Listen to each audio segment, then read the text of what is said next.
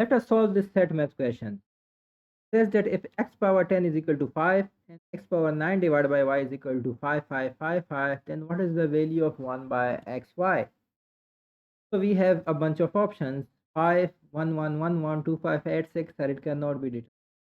Now if you can see over here, we have x power 10 equal to 5.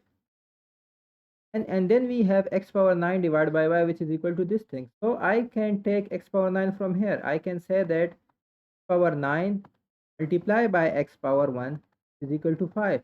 And this means that x power 9 dividing both sides by x or x power 1, we are going to have 5 divided by x power 1 or 5 by x.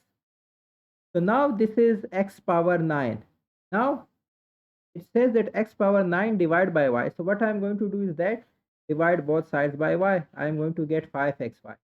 Now it says that x power 9 divided by y is equal to this thing, which means that 5 divided by xy, this is equal to 555.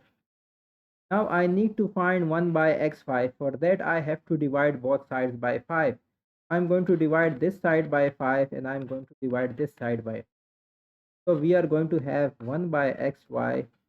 I'm going to divide this by 5, which will be equal to 1, 1, 1. So this is the answer of this question, which is option D.